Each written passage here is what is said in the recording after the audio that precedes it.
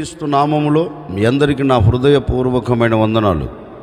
దేవుడు ఈ దినమంతా మీకు తోడై ఉండి మిమ్మల్ని ఆశీర్వదించి దీవించి కాపాడునుగాక. పరిశుద్ధ గ్రంథములో నుండి 18వ కీర్తన మొదటి చరణమును నేను చదువుతా ఉన్నాను. మీ పరిశుద్ధ గ్రంథమైన బైబిల్ తరచి చూడండి. యెహోవా నా బలమా, నేను నిన్ను ప్రేమించుచున్నాను. దావీదు నోట నుండి ఒక శ్రేష్టమైన మాట జారవాలిందండి.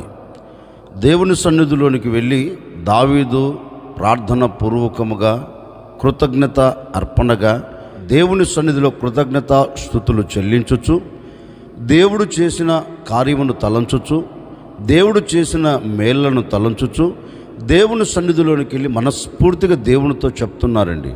నేను నిన్ను ప్రేమించుచున్నాను అని దేవాది దేవునితో దావీదు చెప్తున్నారు. ఒక వ్యక్తి దేవునిని ప్రేమిస్తే, లేక ఒక వ్యక్తి దేవుని మీద ప్రేమను చూపెడితే ఆ వ్యక్తి పట్ల దేవుడు ఏ కార్యము జరిగిస్తారు? ఆ వ్యక్తి ఏ కార్యమును చూడగలుగుతాడు? పరిశుద్ధ గ్రంథములో నుండి ఒక మాట నేను మీకు జ్ఞాపకం చేస్తాను. 116వ కీర్తన మొదటి చరణమును నేను చదువుతాను. మీ పరిశుద్ధ గ్రంథమైన బైబిల్ తెరచి చూడండి. యెహోవా నా మొరను నా విన్నపములను ఆలకించి ఉన్నాడు కాగా నేను ఆయనను ప్రేమించుచున్నాను. ఈ కీర్తనకారుడు ఒక శ్రేష్టమైన మాట చెప్తున్నారు. దేవునిని నేను ప్రేమించుచున్నాను గనుకనే ఆయన ఇచ్చిన న్యాయ విధులను, ఆయన ఇచ్చిన ఆజ్ఞలను, ఆయన ఇచ్చిన కట్టడలను నేను తూచా తప్పకుండా వాటిని గైకొనొచ్చు, ఆయన చెప్పిన మార్గాలలో నేను మనస్ఫూర్తిగా నడిపించబడుతున్నాను గనుకనే, నేను ఆయనను ప్రేమించుచున్నాను గనుకనే ఇప్పుడు నా దేవుడు ఏం చేస్తూ ఉన్నారు అంటే, ఆయన సన్నిధిలోనికి నేను వెళ్ళి దేని నిమిత్తం మొరపెడుతున్నప్పటికీ నా మొరను ఆయన ఆలకిస్తున్నాడు, నా విన్నపములను ఆయన అంగీకరిస్తున్నారు. ఏ రోజు కూడా నేను ఆయన యొద్దకు వెళ్ళి మొరపెడితే నా మొరను ఆయన త్రోసివేయలేదు. ఏ రోజు కూడా నేను ఆయన పాదాల చెంతకు వెళ్ళి నేను ఆయన యొద్ద విచారణ చేస్తే నేను వినను అనలేదు. నేను నా దేవుణ్ణి ప్రేమిస్తూ వెళుతున్నాను గనక కష్టములో ఉన్నప్పుడు, బాధల మధ్యలో పడిపోయినప్పుడు, శత్రువులు నా చుట్టుముట్టి నన్ను అవమానపరచాలి అని తలంచినప్పుడల్లా నేను వాటి నిమిత్తం ప్రార్థన చేస్తున్నప్పుడు నా ప్రభు నా ప్రక్క నిలిచి, బాబు నీవు నన్ను ప్రేమిస్తున్నావు గనక ఇప్పుడు నేను నీ యొద్దకు వచ్చి నీకు కలుగుతున్న ఆపదలన్నిటిలో నుంచి నేను నిన్ను తప్పిస్తాను అని నా దేవుడు ప్రతి విషయములో నా ప్రార్థనను విని నా విన్నపములను అంగీకరించి నా పట్ల కార్యము జరిగిస్తూ వస్తున్నారు అంటాడు ఈ భక్తుడు. నిజమే, ఈ భక్తిని మొర త్రోసివేయకుండా, ఈ భక్తిని విన్నపములను అంగీకరించకుండా దేవుడు విని ఆలకించి ఎందుకు నెరవేరుస్తున్నారు అంటే, ఇతను దేవునిని ప్రేమిస్తున్నాడు గనుకనే దేవుడు అంగీకరించాడు, విన్నాడు. మరి మన వ్యక్తిగత జీవితాలలో మనము ప్రార్థన చేస్తున్నాం, మనము దేవుని సన్నిధిలోనికి వెళ్ళి మొరపెడుతున్నాం, మనం దేవుని పాదాలు పట్టుకొని విన్నపాలు ఆయన పాదాల ఎదుట పెడుతున్నాం. కానీ దేవుడు మన ప్రార్థన వింటున్నాడా? దేవుడు మన మొరను అంగీకరిస్తున్నాడా? దేవుడు మన మొరను ఆలకిస్తున్నాడా అంటే మనము చేసిన ప్రార్థన చేసినట్లే ఉంది. మనం పెడుతున్న మొరగానే మిగిలిపోయింది. మొరకు సమాధానము రాలేదు, చేసిన ప్రార్థన అంగీకరించబడలేదు. అందుకే మనం నేటి వరకు కన్నీరు కారుస్తున్నాం, ఆపదలు తొలగిపోక ఆవేదన పడుతూ ఉన్నాం. ఈ ఉదయకాల సమయంలో ఒక సేవకుడికి నేను మీతో చెప్పాలి అనుకున్న మాట ఏంటంటే, ఒకవేళ ఇప్పటి వరకు దేవునిని నీవు ప్రేమించక మరి దేనిని ప్రేమిస్తూ వెళుతున్నావో, దేవుని మీద ఉండవలసిన ప్రేమ, దేవుని మీద ఉండవలసిన మమకారము, దేవుని ఆజ్ఞలను అనుసరించుచు ఆజ్ఞలను ప్రేమించుచు నడిపించబడవలసిన నీ వ్యక్తిగత జీవితం ఒకవేళ లోకాన్ని ప్రేమిస్తూ వస్తుందో, లోకములో ఉన్న వ్యక్తులను ప్రేమించుచు వస్తున్నావేమో, లేకపోతే నచ్చిన వారిని, మెచ్చిన వారిని, నా అనుకున్న వారిని నీవు ప్రేమిస్తూ వస్తున్నావేమో. అందుకే ఏ ఆపద తొలగిపోకుండా అన్ని ఆపదలన్నీ నీ చుట్టూ చేరి నిన్ను పలకరిస్తూ ఉన్నాయి. వీటన్నిటినీ నీవు గ్రహించి ఈ ఉదయకాల సమయంలో మనస్ఫూర్తిగా మనసారా ఈ మాటలు వింటున్న నీవు నీ మనస్సును మార్చుకొని లోకాన్ని విడిచిపెట్టి లోక సంబంధమైన వాటికి దూరమై నీవు దేవునికి సమీపమై నీవు దేవునిని ప్రేమించగలిగితే, నీవు దేవునిని ప్రేమించటం ప్రారంభించగలిగితే, బహుశా మీరు అంటారేమో, ఏంటండి నేను దేవుణ్ణి ప్రేమించకపోతే మందిరానికి రాను కదండి, నేను దేవుణ్ణి ప్రేమించకపోతే బైబిల్ చదవను కదండి, నేను దేవుణ్ణి ప్రేమించకపోతే పరిచర్య చెయ్యను కదండి, దేవుని మీద మమకారముతోనే ప్రేమతోనే కదండి ఇవన్నీ చేసేది అంటారు. దేవుణ్ణి ప్రేమించడం అంటే ఏదో మందిరానికి రావటం కాదు. దేవుణ్ణి ప్రేమించడం అంటే ఏదో వాక్యం చదవటం కాదు. వాక్యం అంటుంది, నీ పూర్ణ హృదయముతో, నీ పూర్ణ ఆత్మతో నీవు యెహోవాను సేవించాలి, యెహోవాను ప్రేమించాలి, యెహోవా మీద నీవు ఆధారపడాలి. నీ పూర్ణ హృదయముతో, ఏదో వస్తున్నాను వెళుతున్నాను అంటే కాదండి, నీ పూర్ణ హృదయముతో నీవు దేవుని సన్నిధిలో చేరి ఆయనను ప్రేమించడం ప్రారంభించాలి. అప్పుడు ఆయన నీ పట్ల అద్భుతం చేస్తాడు. అందుకే ఒక సేవకుడిగా చెప్తున్నానండి, ఇప్పటి వరకు ప్రేమించలేదేమో దేవునిని మనసారా, హృదయపూర్వకముగా దేవుణ్ణి ప్రేమించలేదేమో, అందుకే ఇబ్బందుల కొలిమిలో, కష్టాల ఊబిలో, నష్టాల బాటలో నీవు అడుగులు వేస్తూ కొనసాగించబడుతున్నావు.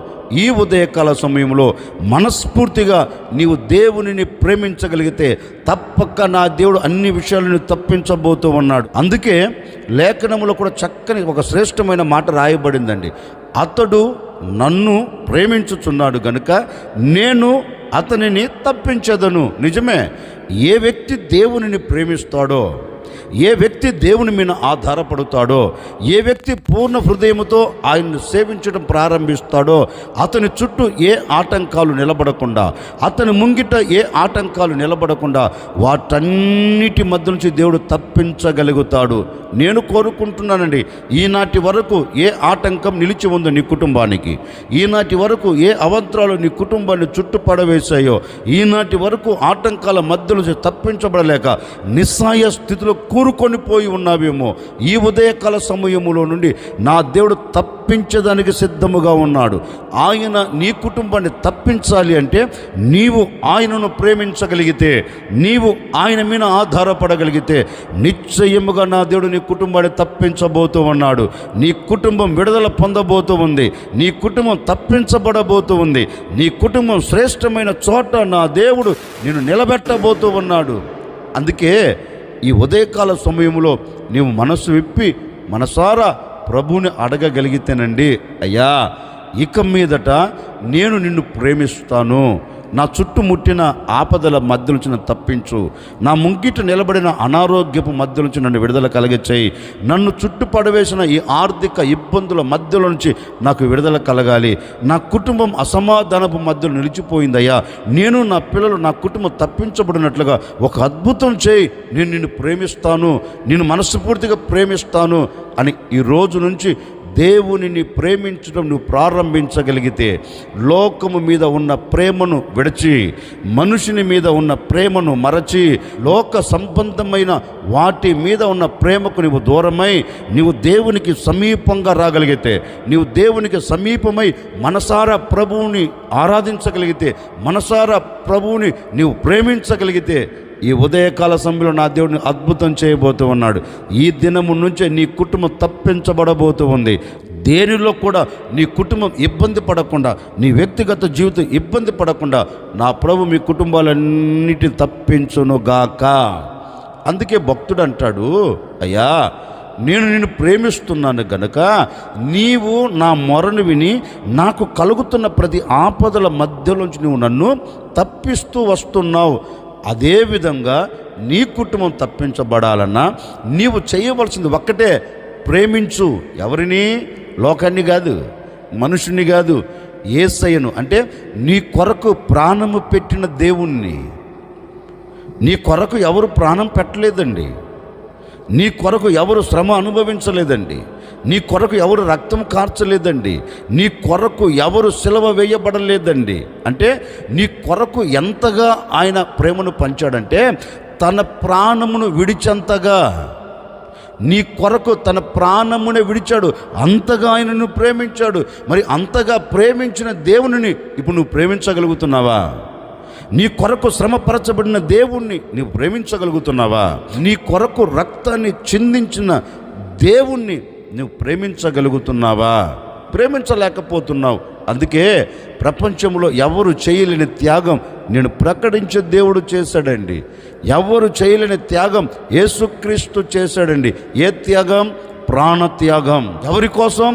మానవుని కోసం ప్రాణత్యాగం యేసుక్రీస్తు చేశాడండి.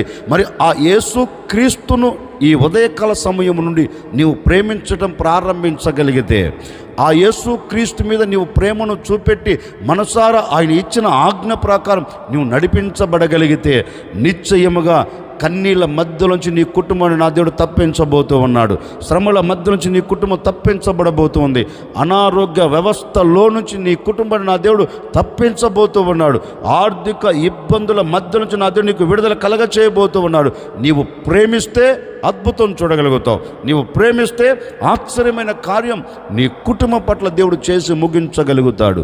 అందుకే కీర్తనకారుడు అంటారు, యెహోవా నా బలమా, నేను నిన్ను ప్రేమించుచున్నాను. అంటే ఒక వ్యక్తి దేవునిని ప్రేమిస్తే ఆ వ్యక్తి చేస్తున్న ప్రార్థనను ఆయన విని విన్నపములను అంగీకరించి ఏ ఆపద రాకుండా ఆ వ్యక్తిని దేవుడు తప్పిస్తాడంటండి. ఇప్పుడు నువ్వు ఆయన ప్రేమిస్తే నీ కుటుంబం తప్పించబడి శ్రేష్టమైన చోట నిలబడగలుగుతుంది. మరొక మాట నేను మీకు జ్ఞాపకం చేస్తాను. 26వ కీర్తన 8వ చరణాన్ని నేను చదువుతూ ఉన్నాను. మీ పరిశుద్ధ గ్రంథమైన బైబిల్ తెరచి చూడండి. యెహోవా నీ నివాస మందిరమును, నీ తేజో మహిమ నిలుచు స్థలమును నేను ప్రేమించుచున్నాను. ఈ కీర్తనకారుడు తన కీర్తనలో ఒక శ్రేష్టమైన మాట రాస్తున్నారండి. ఏమంటున్నారు అంటే, యెహోవా నేను నీ మందిరమును ప్రేమించుచున్నాను. ఎందుకని ఈ భక్తుడు ఆ మాట దేవునితో చెప్పగలిగాడు? ఎందుకని ఈ మాట అతని నోట రాగలిగింది అంటే, దేవుని మందిరమును ఇతడు ఎందుకు ప్రేమిస్తున్నాడు అంటే, పరిశుద్ధత కలిగిన దేవుడు ఆ మందిరములో ఉన్నాడు. పరిశుద్ధతకు నాంది పలకగలిగిన దేవుడు ఆ స్థలములో ఉన్నాడు. అందుకని ఆ మందిరమును ఇతడు ప్రేమిస్తూ వస్తున్నాడు. ఇతగాడు ఆ మందిరమును ప్రేమిస్తూ వస్తున్నందువలన ఇతడు ఎంతగా ఆశీర్వదించబడుతూ వచ్చాడు అంటే, మందిరములో ఉన్న ప్రతి దీవెన ఇతను అనుభవిస్తూ వస్తున్నాడండి. ఎందుకని? మందిరాన్ని ఇతను ప్రేమించుచున్నాడు. ఇంకా చెప్పాలి అంటే లేఖనంలో కూడా ఒక మాట రాయబడిందండి. ఈ కీర్తనకారుడే దావీదే ఒకరోజు రాజ్య పరిపాలన చేస్తున్నాడు. ఆ రాజ్య పరిపాలన దగ్గరికి వచ్చిన ప్రజలలో కొందరు వెళుతున్నారు. అక్కడ నుండి దేవుని మందిరానికి మేము వెళుతున్నాం అని దావీదుతో చెప్పారండి. మరుక్షణమే దావీదు రాజ్య పరిపాలన ప్రక్కన పెట్టాడు. ప్రక్కన పెట్టి తిన్నగా పరుగెత్తుతున్నాడు. జనులు దావీదుతో అన్నారు, యెహోవా మందిరమునకు వెళ్ళుదము అని దావీదుతో అన్నప్పుడు దావీదు పరవశించి పరవలు త్రొక్కాడండి. దావీదుకు తెలుసు ఆయన సన్నిధిలో ఉన్న దీవెన ఏంటో, దావీదుకు తెలుసు ఆయన సన్నిధిలో ఉన్న సుఖమేంటో. వీటన్నిటిని తలంచి ప్రక్కన పెట్టి పరుగులు తీస్తున్నాడు. నాకు వచ్చిన ఒక ఆలోచన ఏంటంటే, దావీదు 4 యాజకులను పిలిపించుకొని రాజనగరంలోనే ఆరాధన చేసుకోవచ్చండి. దావీదు పిలిస్తే వచ్చి ఆరాధించే యాజకులు ఉన్నారు. కానీ దావీదు ఆ పని చేయలేదండి. నేను నా దేవుని మందిరంలోనికి వెళ్ళాలి, నా దేవుని మందిరాన్ని నా ఇంట్లో నేను తెచ్చి పెట్టుకోకూడదు, నా దేవుని మందిరానికే నేను పరుగులు తీయాలి అని దావీదు పరిగెత్తుకుంటూ వెళుతున్నారు. దావీదుని అడిగామనుకో, దావీదు నువ్వెందుకయ్యా వెళ్ళటం? నువ్వు వెళ్ళకపోతే ఏమైంది అంటే దావీదు ఒక్కటే అంటారు, నేను వెళ్ళకపోతే ఏం కాదు, నా దేవుని మందిరంలో ఉన్న దీవెనను పోగొట్టుకుంటాను. నేను దేవుని సన్నిధికి వెళ్ళకపోతే నాకేం కాదు, దేవుని యొద్ద నుంచి వచ్చే ప్రతి దీవెన నాకు దూరం అవుతుంది. లోకపరంగా నేను బాగానే ఉండవచ్చు, రాజ్యం మీద నేను ఏలుబడి చేయవచ్చు, కానీ నా దేవుడిచ్చే ఆ మనశ్శాంతి, నా దేవుడిచ్చే ఆ సమాధానం, నా దేవుడిచ్చే ఆ ఆశీర్వాదం నేను పొందుకోలేక వేదన పడుతాను. కాదు, నేను దేవుని సన్నిధిలోనికే వెళ్ళాలని దావీదు దేవుని మందిరము మీద ప్రేమ కలిగిన వాడై దావీదు పరిగెత్తుకుంటూ వెళ్ళి దేవుని సన్నిధిలో చేరి మనసారా ఆరాధించగలుగుతున్నాడండి. అందుకే దావీదు దేవుని మందిరములో ప్రతి దీవెన అనుభవిస్తున్నాడు. వాక్యం కూడా అంటుంది కదండి, నీ మందిరములో ఉన్న మేలుల చేత మేము తృప్తిపరచబడుతున్నాం. దావీదు కూడా అదేనండి, దేవుని మందిరములో దాచబడిన ప్రతి మేలు చేత తృప్తిపరచబడుతున్నాడు. అందుకే అన్నిటిని విడిచి దేవుని సన్నిధికి పరిగెత్తుకుంటూ వెళ్ళాడు. ఆ మందిరము మీద ప్రేమ కలిగిన వాడై మందిరములోనికి వెళుతున్నాడు కనుకనే మందిరములో ఉన్న ప్రతి మేలు ఇతను అనుభవించగలుగుతున్నాడు. ఓ సేవకుడిగా నేను కూడా మీతో చెప్పాలి అనుకున్న మాట ఏంటంటే, నిజమే, ఎందుకని మనము ఆత్మ సంబంధంగా మేలును చూడలేకపోతున్నాం, శరీరపరంగా మేలును అనుభవించలేకపోతున్నాం, ఆరోగ్యపరంగా మనం మేలును అనుభవించలేకపోతున్నాం, ఆర్థిక పరంగా మనం మేలును అనుభవించలేకపోతున్నామంటే వాక్యం ఉంటుంది, నీవు దేవుని మందిరాన్ని ప్రేమించలేకపోతున్నావు, దేవుని మందిరము మీద నీవు ప్రేమను చూపెట్టలేకపోతున్నావు, గనుకనే ఆ మందిరములో ఉన్న ప్రతి దీవెన నువ్వు పొందుకోలేకపోతున్నావు. దేవుని మందిరానికి రాక వెనకబడుతున్నందువలన దేవుని యొద్ద నుంచి వచ్చే ప్రతి దీవెన నువ్వు దూరం చేసుకుంటున్నావు.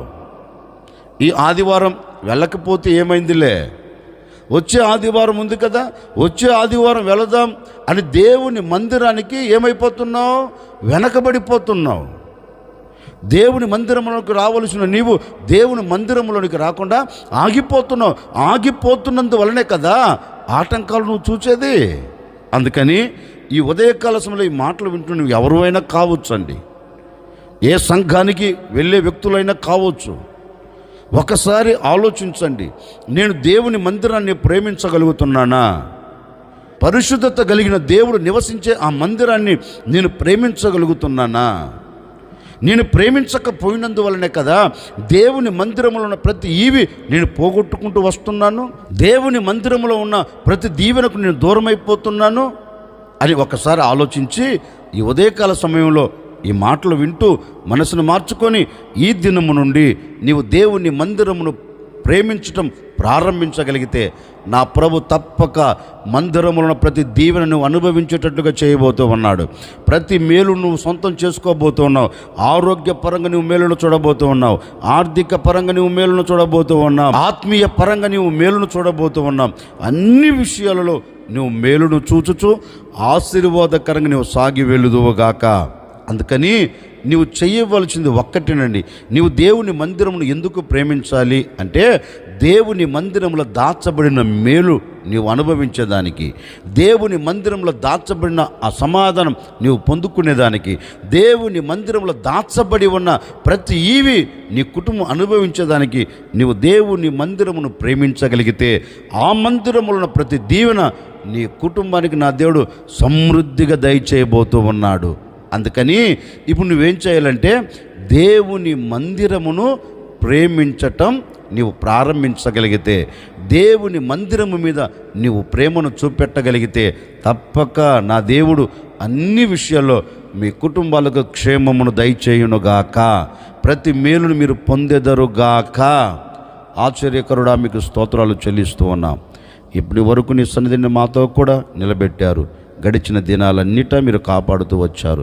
మరొక దినములో మీరు మమ్మల్ని అడుగు పెట్టేటట్లుగా సహాయం చేశారు. అందును బట్టి మీకు స్తోత్రం. ఈ దినమంతా మేము మిమ్మల్ని ప్రేమిస్తూ నీ మందిరం మీద ప్రేమను చూపెడుతూ మేము కొనసాగించబడినట్లుగా మీరు సహాయం చేయండి. మేము మిమ్మల్ని ప్రేమిస్తే ప్రతి ఆపదల మధ్య నుంచి మీరు తప్పిస్తారని, సమృద్ధి కలిగిన మేలు మాకు అనుగ్రహిస్తారని మీరు సెలవిచ్చారు. తప్పక ఈ బిడ్డలకు ఈ దినమంతా ఆపదలు తొలగిపోవాలి, ఈ బిడ్డలు ఈ దినమంతా మేలును చూడాలి. అట్టి కార్యమును జరిగించమని యేసు నామములు అడిగి వేడుకొనుచున్నాము తండ్రి, ఆమెన్. ఈ దినమంతా నా దేవుడు ప్రతి ఆపదల మధ్య నుంచి మిమ్మల్ని తప్పించి మీ కుటుంబాలన్నిటికీ మేలును చేయునుగాక. ఆమెన్.